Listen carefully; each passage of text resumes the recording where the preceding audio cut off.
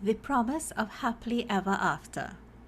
If this was the promise, if happily ever after is what a marriage should have been, how did we end up in an unhappy marriage? And what can we do to fix it?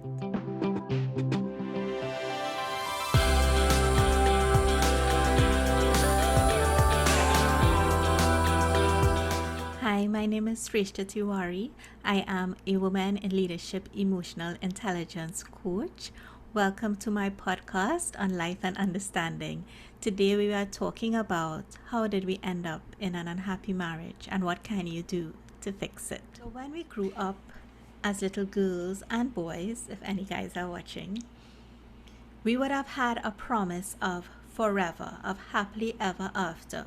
All of the storybooks that we read, or most of them, Cinderella, Snow White, The Princess and the Pea, all of them spoke about a happily ever after. We never questioned what this happily ever after was because everything ended there, and there was always a picture of a prince and the princess in the sunset or going towards their happy life. There were no storybooks talking about what is life after that happily ever after, what actually happens after you get married. And being that time when you are small, remember from 0 to 7 is when your subconscious brain is forming, and that is the brain, that 95% that actually drives our reality and our beliefs. So when that is forming was the time that we were being told these fairy tales and made to believe that that promise was true. And it's not that it wasn't true, but it was that there is much more that goes into that promise than just the wedding day. And that is another thing that as little girls we look forward to because of how it is shown and glamorized in the media, in movies. The day itself, your wedding day itself, the day that you actually have permission to be the most beautiful person you want to be. It is almost as though that is the day. We look forward to this day when we get to just wear a beautiful dress that we absolutely love, that nobody will think of it's way too much. We just get to soak in our beauty. And that in itself is also something that courts us into marriage, the aspect of having that day when you and your prince are going to come together and it is going to be this most beautiful ceremony, and after that everything is going to be a reflection of that awesome, beautiful, magical ceremony. So even the day propels us into marriage, that help us to project the beauty that we feel inside, or the beauty that we're looking for, the validation that we're looking for to feel beautiful. But when we go into marriage, first of all, how we choose our spouse.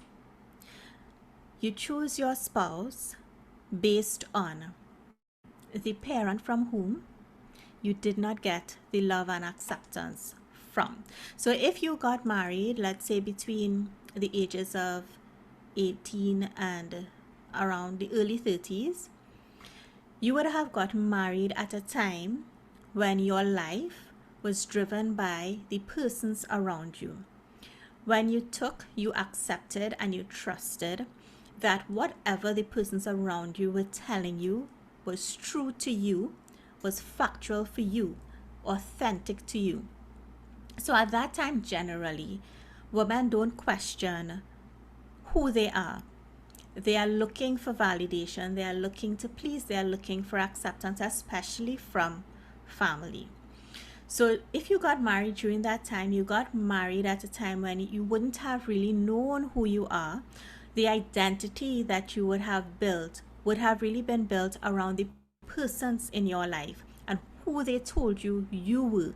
And you could even have had different identities. For example, in your home life, you may be quiet, you may not speak, you may just accept what persons say, or you may be argumentative, you may object, you may challenge. And then in your work life, you could be quiet and just doing what you need to get by, or you could be one who challenges and is trying to move up and is ambitious. You have different identities for the different areas of your life, which is why we look like in wholeness, we look at the 8 arenas of your life. But going into that marriage, the identity, if you got married between the 18 to the around the 35, would have been the identity that everyone else placed on you, basically, not who you really are as a person. And if you were mentally and emotionally abused as a child, as most of us were in Caribbean families, your worth would have informed the person that you would choose to marry you. So when we go into marriage without knowing our worth, and we go into a marriage looking for this person to nurse our wounds and take care of us, that is a sure situation for unhappiness, because nobody could fill your void. You have to fill your void yourself. Relying on someone else to fill your void will make you unhappy because they can't. They are not you. You know what you need in order to build yourself. And when you go into marriage with a void, the other thing you look for is consistent validation from the other person in order to fill this void. But that other person is a human too, with their own issues, with their own struggles, with their own self-worth issues. So looking for that fill from another person also becomes challenging because they themselves are traversing through life. When we go into marriage not knowing your worth, it also opens a door for the abuse to take place, the mental and emotional abuse. Because if you know your worth, when somebody tells you something, you are able to stand up for yourself and say, no, that is not me and I am not accepting this. But if you don't know your worth, you quickly believe that to be true. And you end up in that cycle of abuse where the person basically treats you good for a short period of time, and then the rest of the time you go through the whole abuse cycle. Apart from your self-worth is the fact that we model our marriages based on what we saw at home. So if your parents frequently fought and your spouse is fighting with you, you would think that is normal. You are not going to think this is wrong. But we fail to realize that what went on at home was, again, two humans with different personalities working through their differences, not knowing what is best for each other, and possibly not having the healthiest marriage. But because no one teaches us what a healthy marriage is, what it's supposed to look like, you accept that as normal. And even though you are not happy in that situation, because you think it's normal, there is a propensity to stay in it. Lastly, there are the unconscious rules that drive marriage. The unconscious rules that marriage is forever, and you have to do whatever it takes to stay in that marriage. But no one told us, what does forever mean? What is the context of forever? Is forever a space where you are always unhappy, you feel lost, you feel stuck, you feel as though you are worth much more? Is that a place of forever? Or is forever a place where you are honored and you are treasured and you honor your husband and you love him and you can't wait to see him and you look forward to doing things together? You honor your spaces and your togetherness. That is from Khalil Gibran's poem on marriage. Let there be spaces in your togetherness. That is the context of forever. Because as a human, do you deserve to be unhappy forever? You don't. You have an inherent right to happiness. So these principles and these rules that we are told, these models that we are programmed to follow, impact us much more than we realize.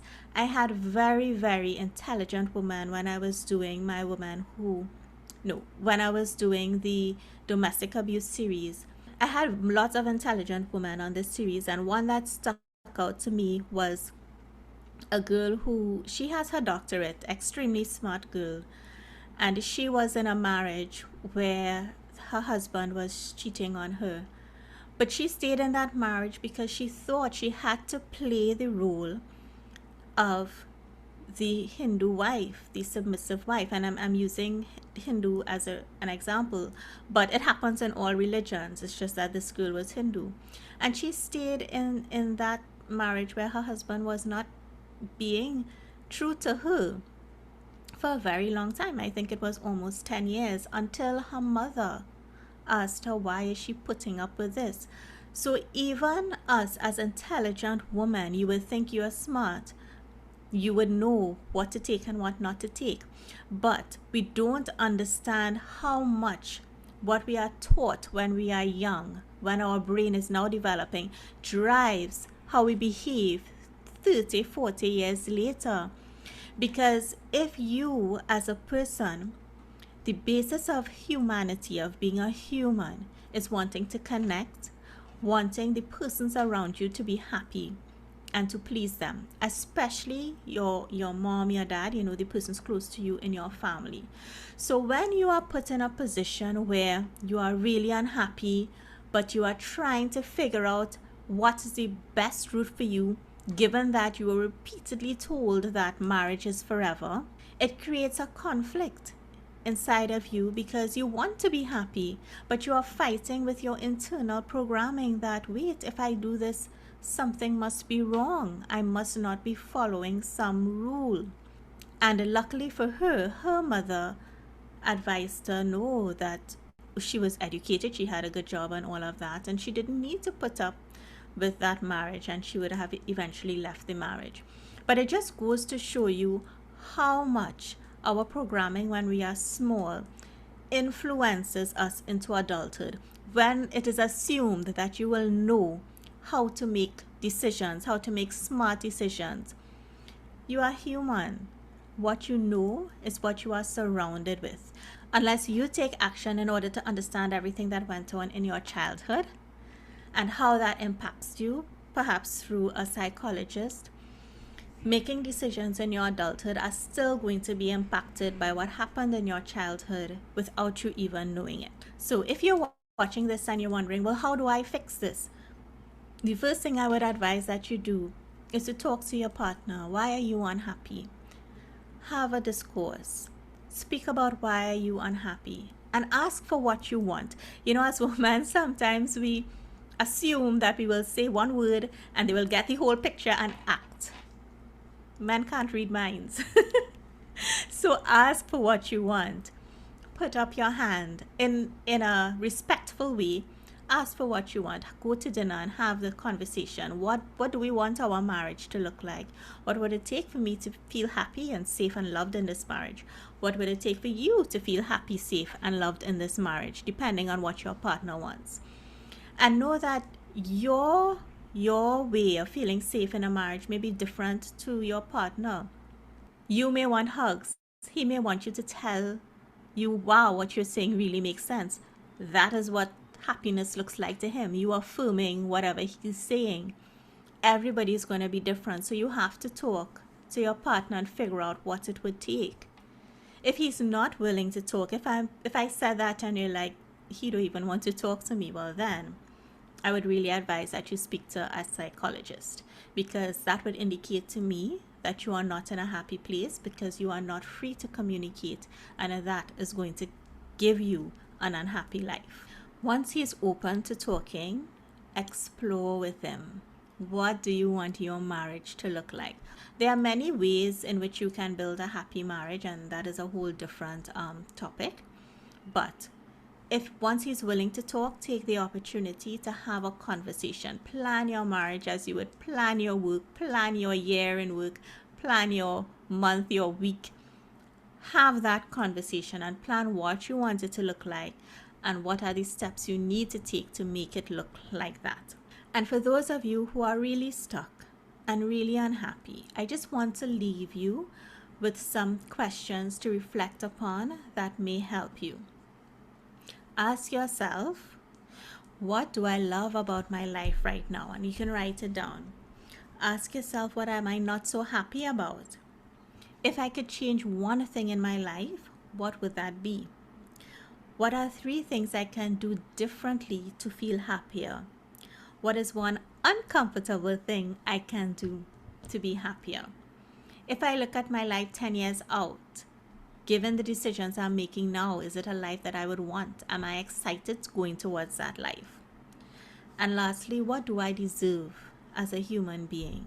Because I can tell you, as a human being, you have every right to be happy. You have every right to live every day absolutely loving your life. There will be challenges in life, but the difference is how we approach it and how we cope with it. You can still love your life even though you have challenges. You can love every day even though you have challenges. But you have to know what you want, know who you are surrounding yourself with, understand the environment you are in, and know that that place is the most healthy, happiest place for you to be in. I hope this information was helpful. If that resonates with you, feel free to let me know and comment. If you would like to have an emotional breakthrough session with me, I'm going to leave the link below for you to request that session. I also have a private Facebook group where I provide exclusive content. If you would like to join that group, just DM me and I will add you. Thank you so much for watching. This is Sreshtha Tewari, and I will see you all again next week for my Life and Understanding podcast. Bye everyone.